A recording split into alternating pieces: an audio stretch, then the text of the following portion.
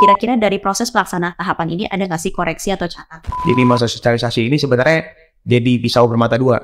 Sebenarnya pemilihan golput itu gimana sih? Tidak menjadi golput itu pun sebuah hal yang baik. Apa iya saya diharuskan untuk memilih yang tidak terlalu buruk dari yang terburuk gitu? Kekhawatiran pribadi untuk pemilu 2024. Khawatirannya adalah politik polarisasi sebenarnya. Ketika ada penundaan pemilu, Apa sih yang bisa mahasiswa lakukan untuk mensukseskan pemilu? Kita nggak butuh orang-orang yang ngaku pemilih muda tapi cuma sekedar joget-joget di TikTok. Kita nggak butuh pemimpin yang katanya pemimpin muda tapi nggak pernah berpihak sedikit pun pada kepentingan pemuda.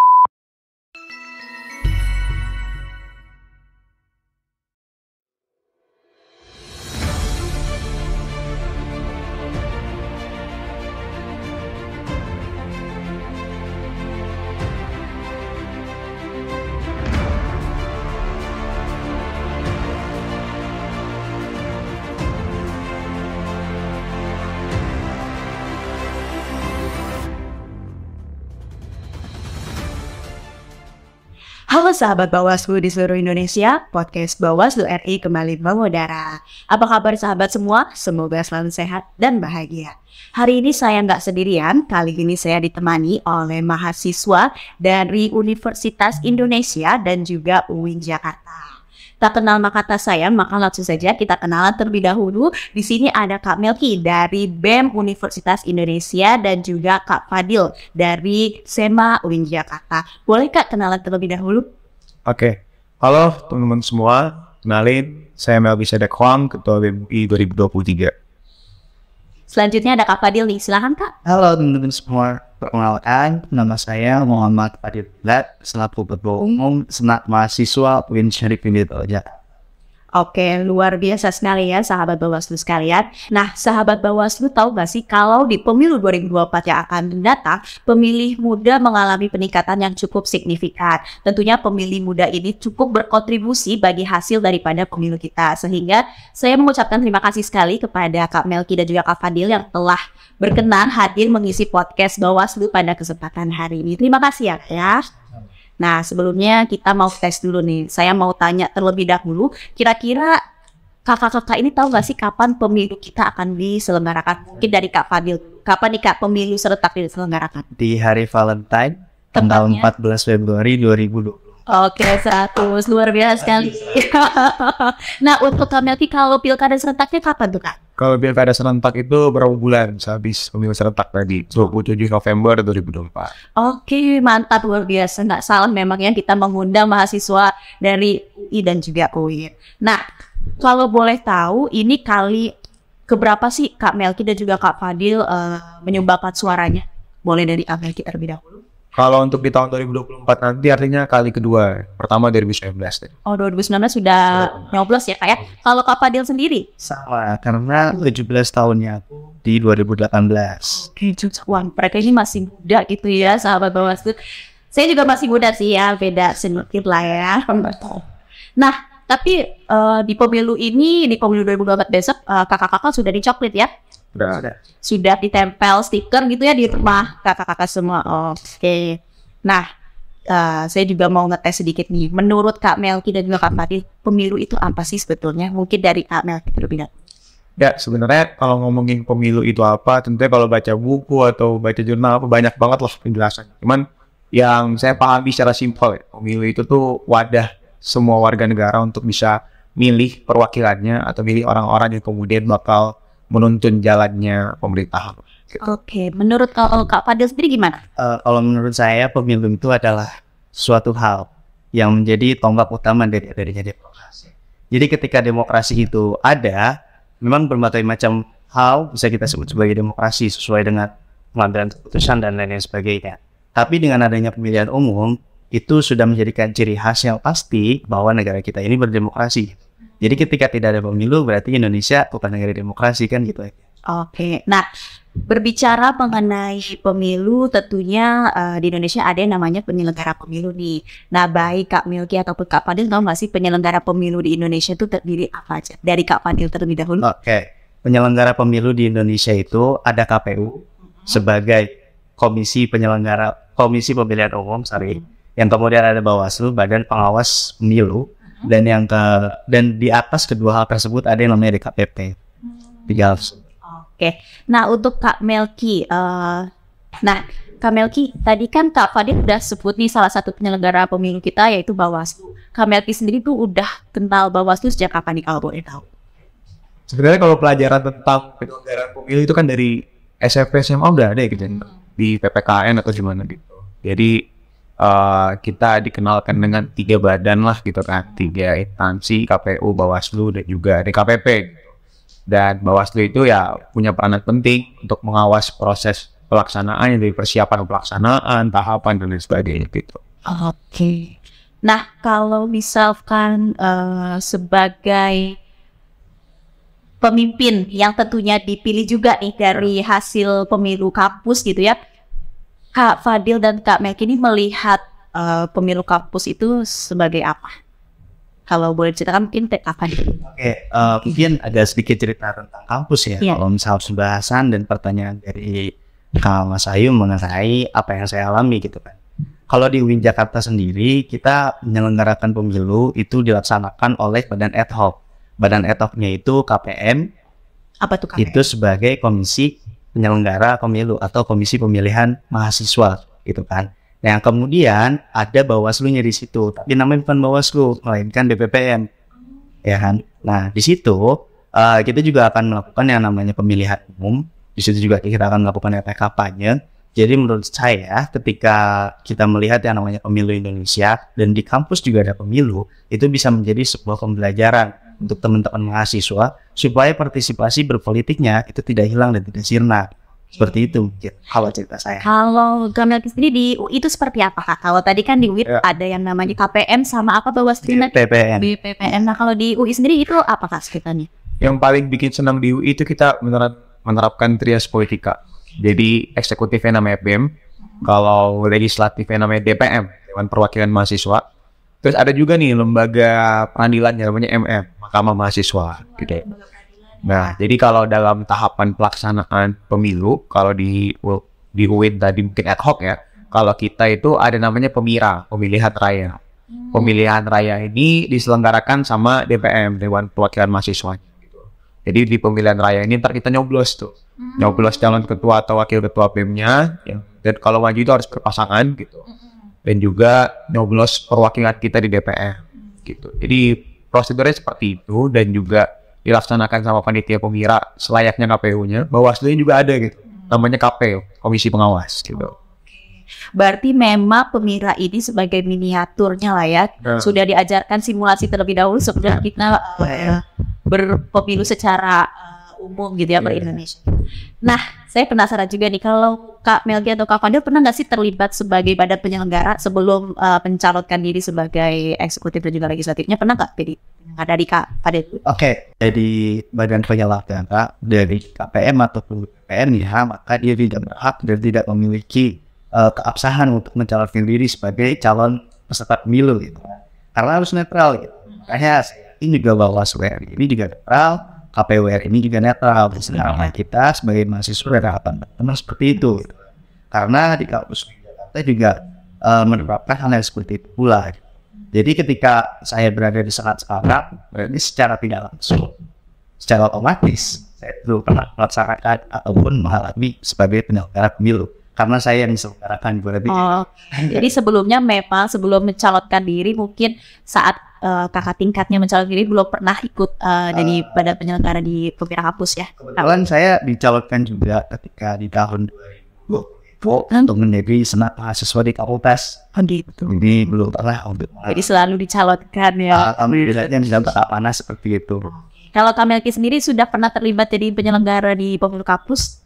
Kalau penyelenggara sebenarnya belum, tapi kalau bersentuhan dengan pemira kampus itu udah berapa kali gitu. Jadi dari tahun pertama itu bahkan ikut menyukseskan salah satu tim lah gitu, nyusun-nyusun soal program-program dan lain sebagainya gitu. Jadi sebenarnya belum pernah jadi penyelenggara dan sekali terlibat di pemilihan ketua BEM, terus ya sekarang sedang mempersiapkan lah proses-proses persiapan lain gitu.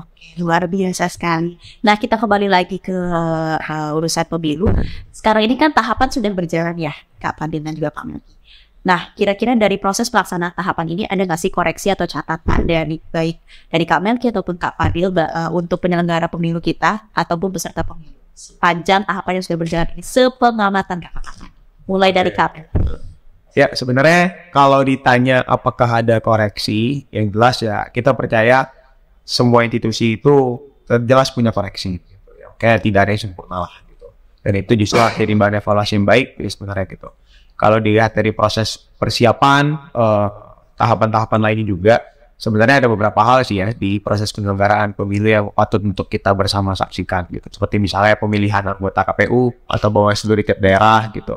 Yang mana sebenarnya masyarakat itu kalau menurut saya masih kurang bersentuhan langsung dengan gimana kita bisa melihat nih orang-orang mana nih yang bisa ngawasin pemilu di tiap daerahnya masing-masing ataupun jadi pimpinan KPU untuk kemudian melaksanakan pemilu. Gitu.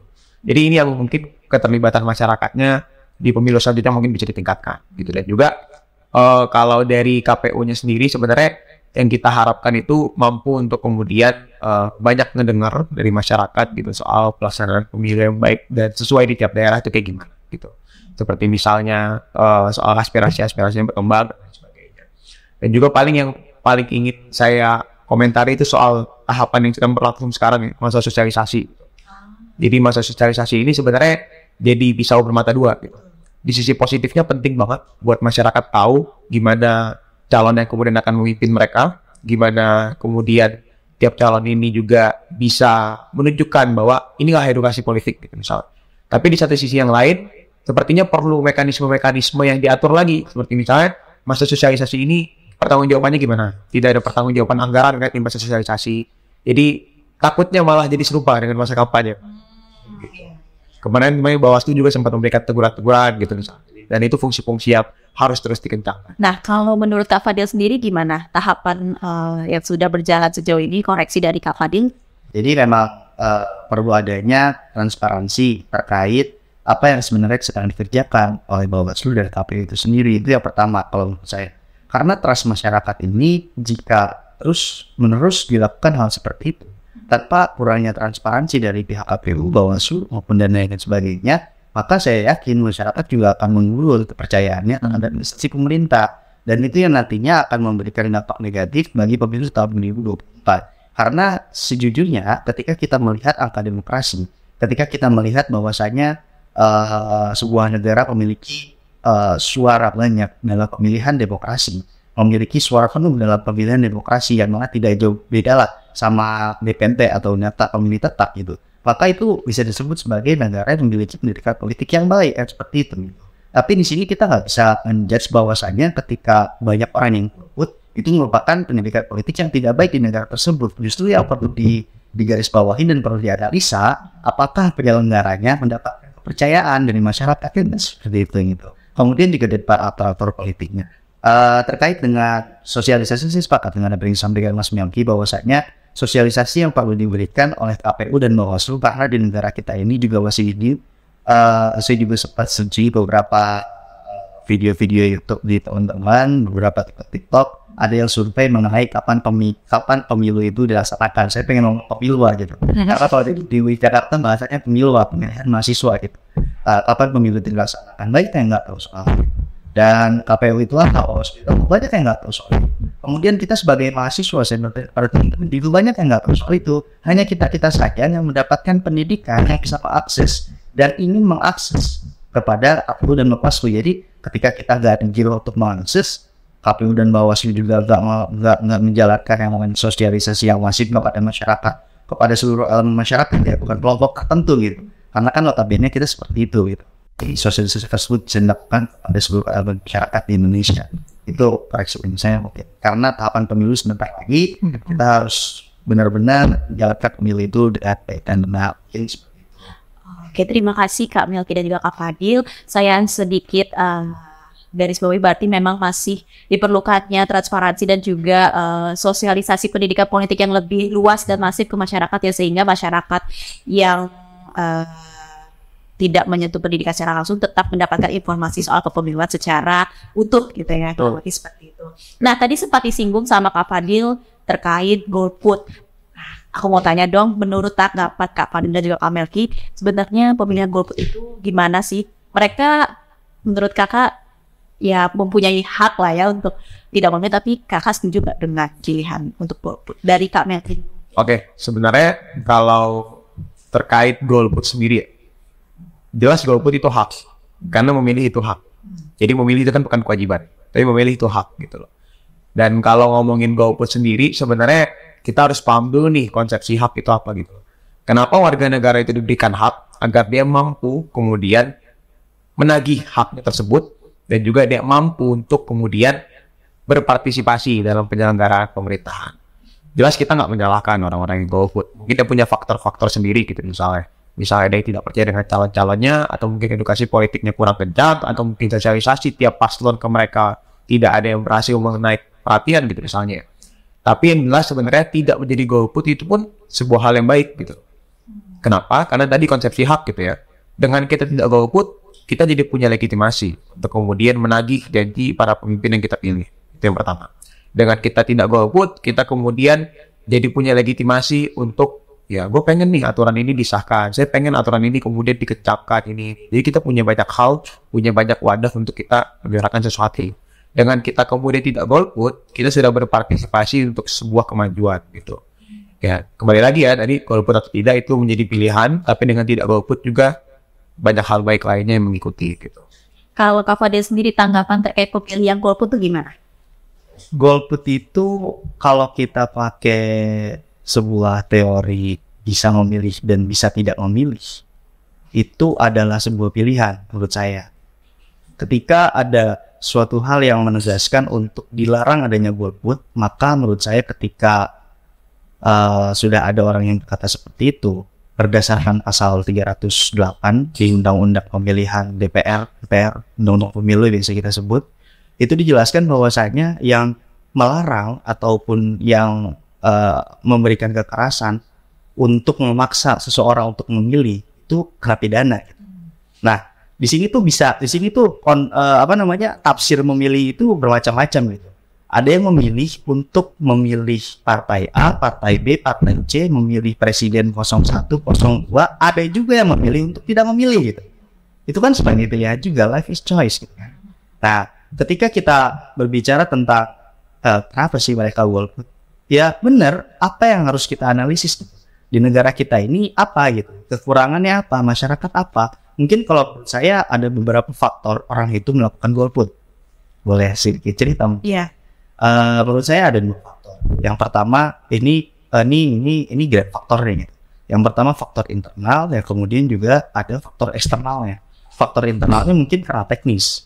Kita biasanya kalau pemilu gitu kan, kebetulan kalau misalnya kakak tadi bilang saya di pemilu UIN Jakarta bukan sebagai penyelenggaranya, tapi saya juga ikut terlibat untuk membantu teman-teman yang mengikuti pemilu itu sendiri gitu kan.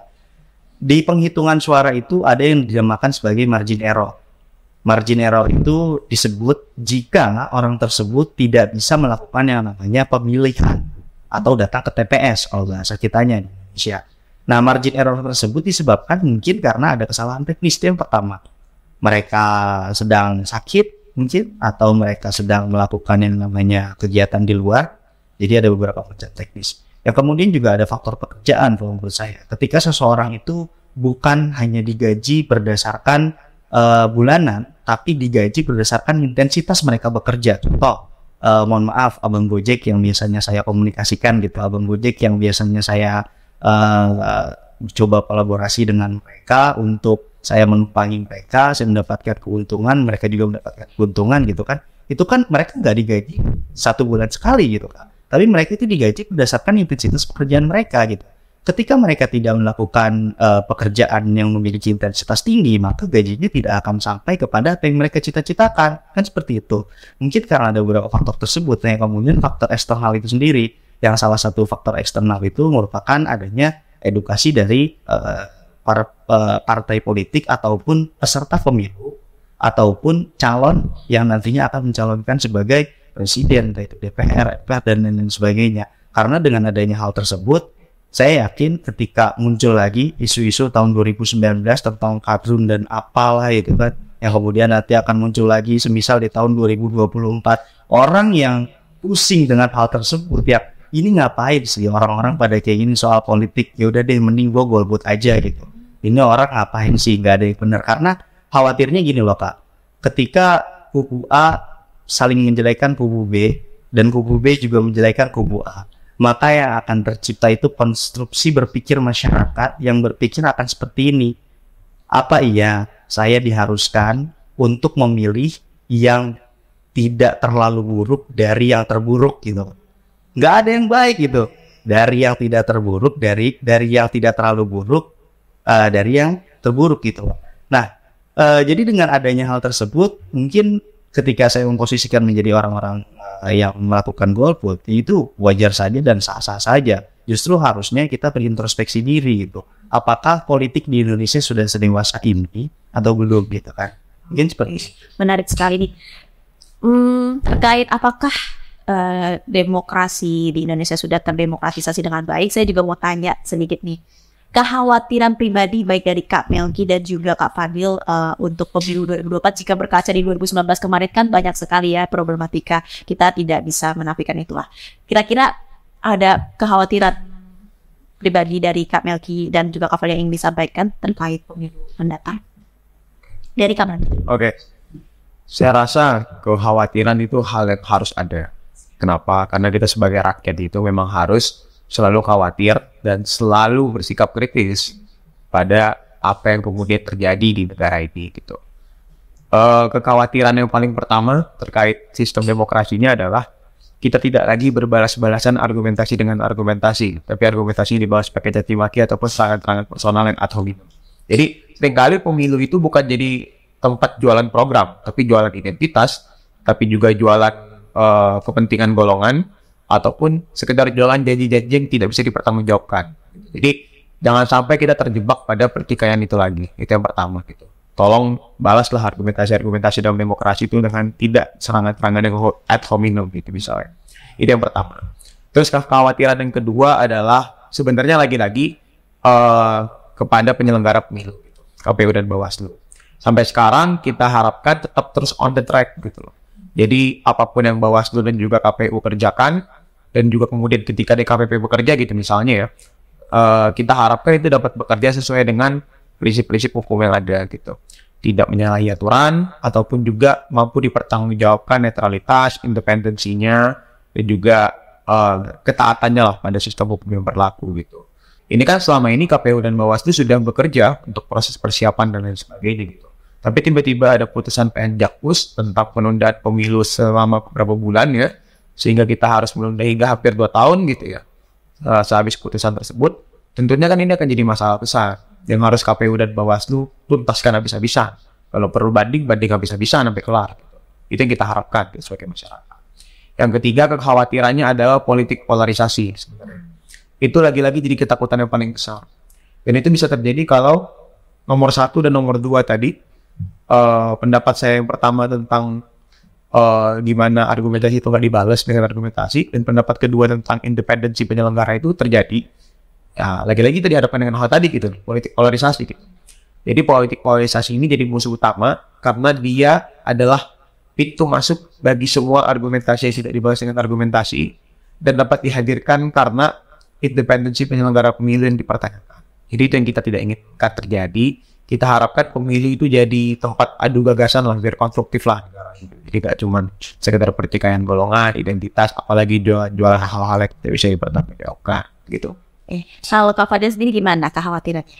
Oke, mungkin kekhawatiran itu ada banyak ya.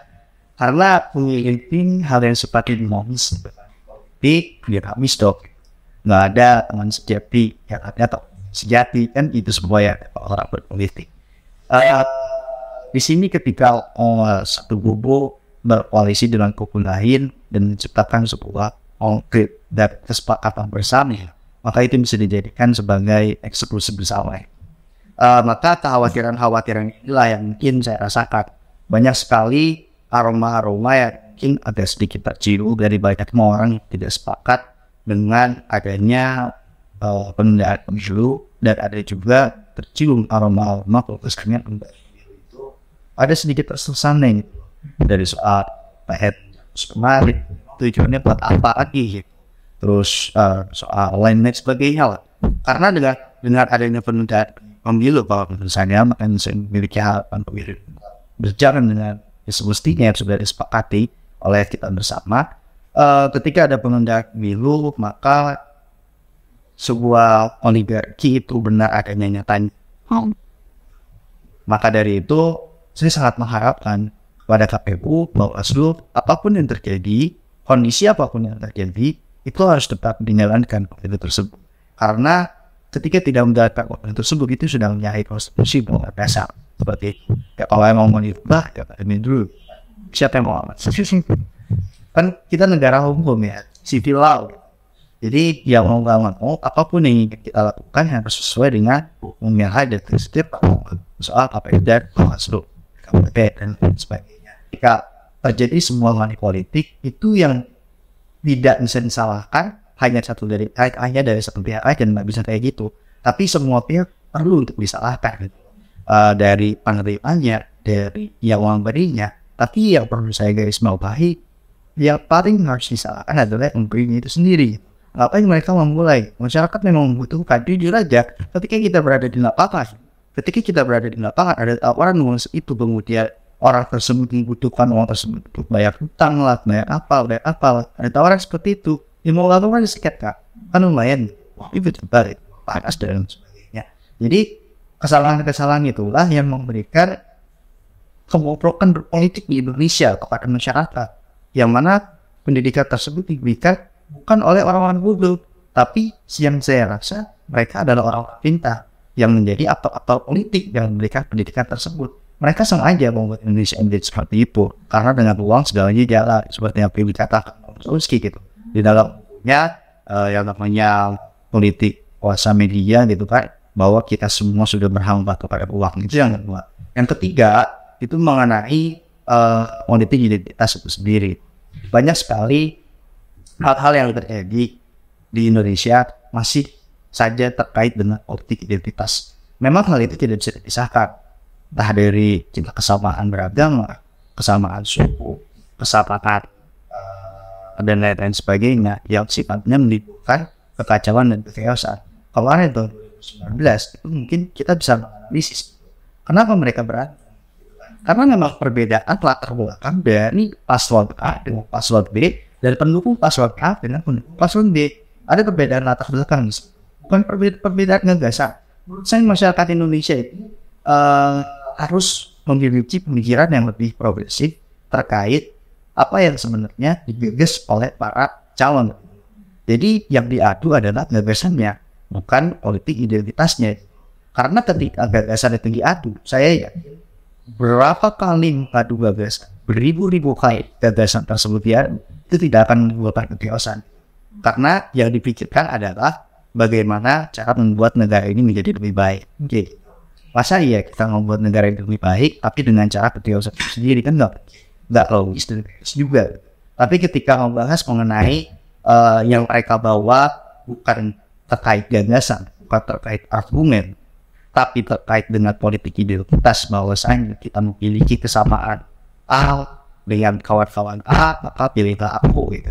Terus yang B memiliki kesamaan D dan B lah aku gitu. Ya akhirnya teman-teman yang ada di Grassroots yang memang sudah fanatik terhadap pemimpin tersebut itu akan melakukan apa yang bisa dilakukan oleh mereka. Pun jika harus melakukan biar sebuah itu pasti akan dilakukan. Itu masyarakat Indonesia. Makanya yang memberikan pendidikan politik itu bukan sekolah juga, bukan hanya sekolah, bukan hanya KPU, bukan hanya Bawaslu, tapi aktor-aktor politik yang memang berniat untuk menjalankan diri sebagai public figure di politik, menjadi aktor politik, dia harus memberikan edukasi kepada masyarakat. Seperti itu. Kalau saya dari kesimpulan tadi banyak sekali kekhawatiran mulai dari politik identitas, money politik, polarisasi yang tercipta, hoax dan segala hal lainnya. Kira-kira kakak-kakak sebagai agents of change gitu ya, mahasiswa, kan? Apa sih yang bisa mahasiswa lakukan untuk mensukseskan pemilu menurut Kak Fadili?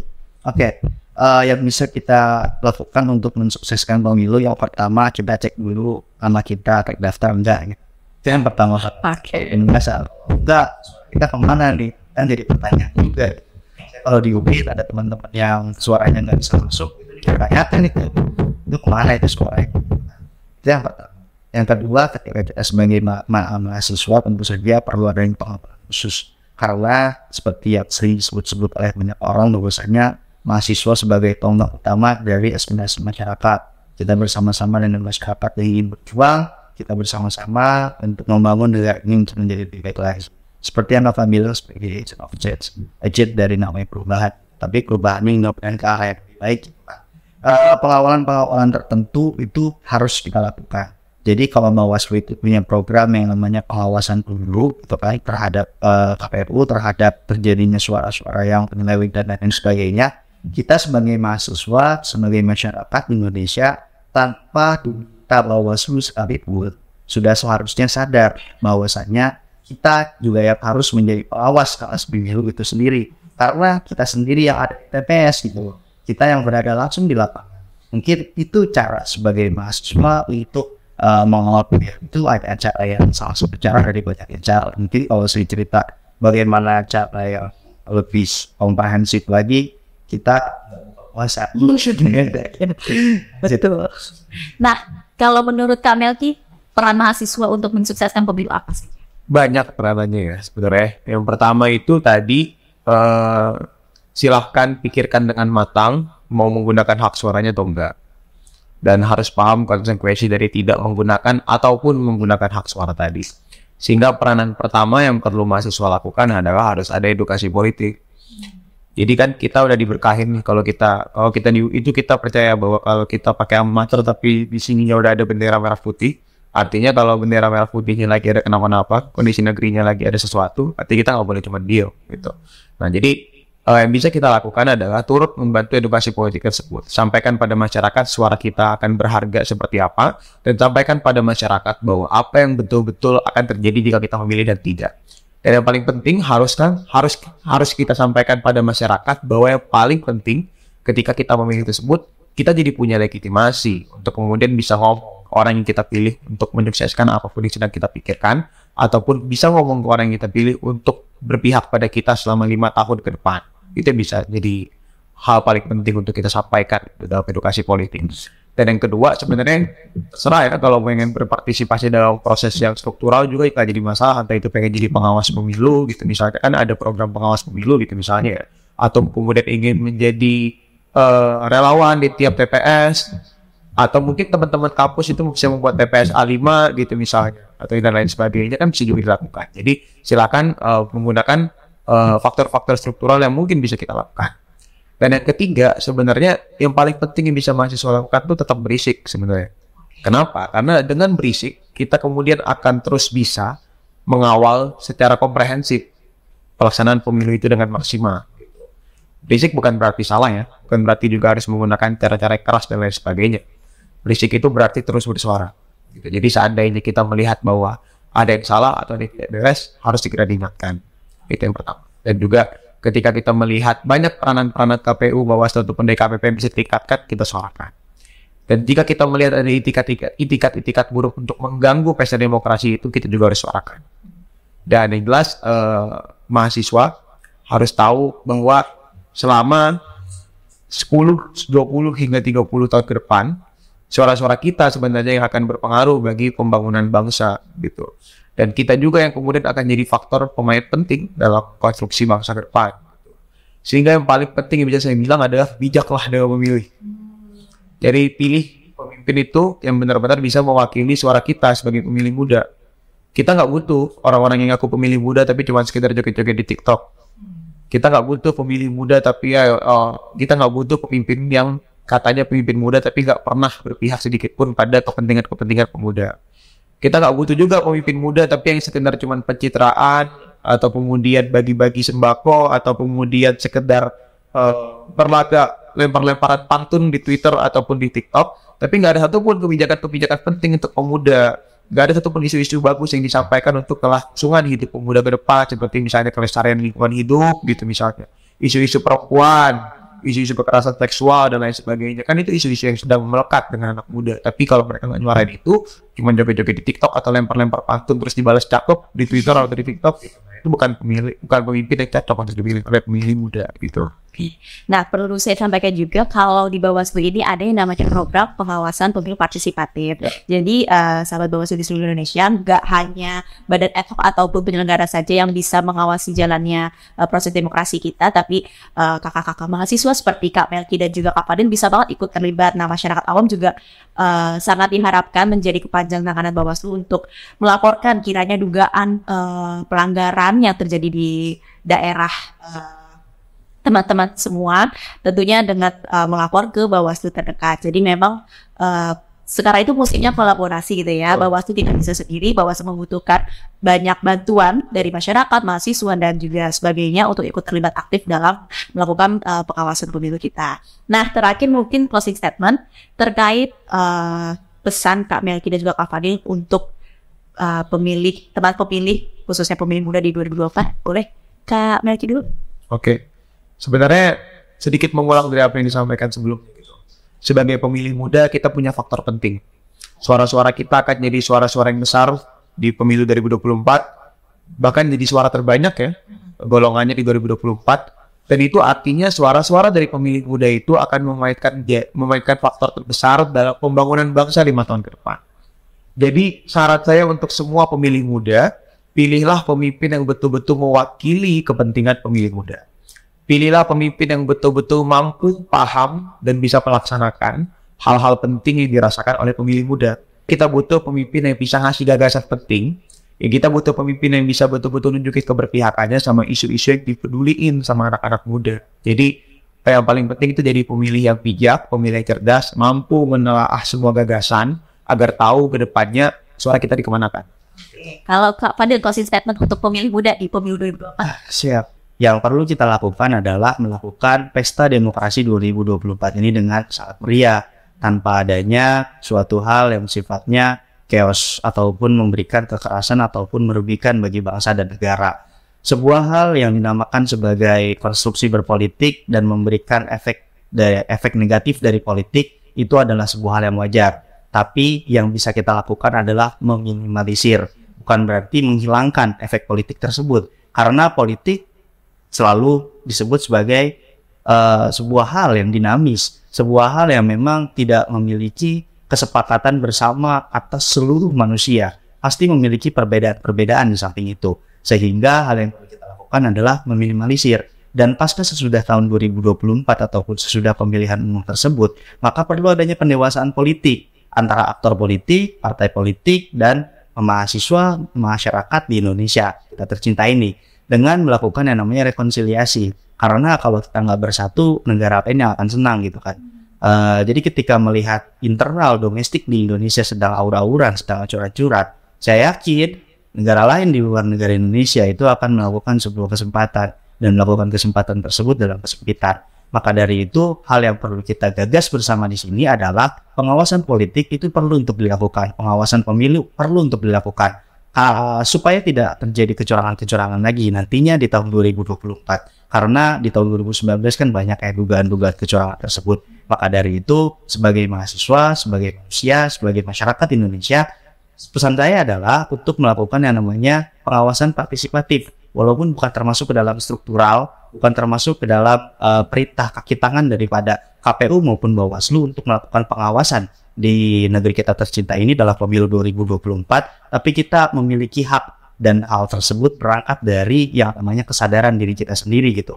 Kesadaran akan demokrasi yang perlu kita jaga bersama selama satu periode ke depan. Karena cukup disayangkan juga ketika kita melakukan sesuatu yang salah, maka itu efeknya akan sampai kepada satu periode ke depan. Mungkin itu yang bisa saya sampaikan. Terima kasih. Saya boleh pegang komitmen dari Kak Melki dan juga Kak Fadil, Kak Melki maupun Kak Fadil siap ya untuk mensukseskan pemilu 2024. Siap. Kak Melki siap, Kak Fadil? Siap.